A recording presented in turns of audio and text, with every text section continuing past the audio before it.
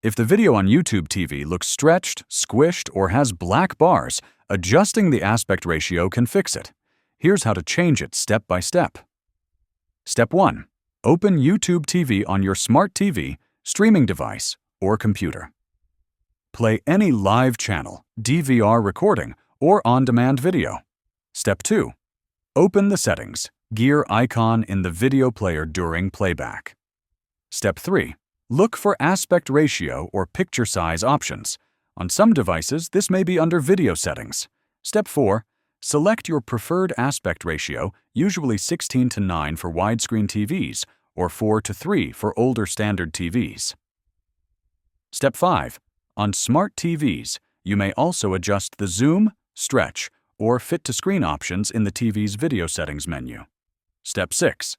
Test by playing another video to ensure the new aspect ratio applies correctly. Some channels or content may still have black bars due to original formatting. Step 7. Restart the app if the changes do not appear immediately. This refreshes video display settings. Adjusting the aspect ratio ensures YouTube TV content fills your screen correctly without distortion or black bars. If this helped you, like the video and subscribe for more helpful YouTube TV guides.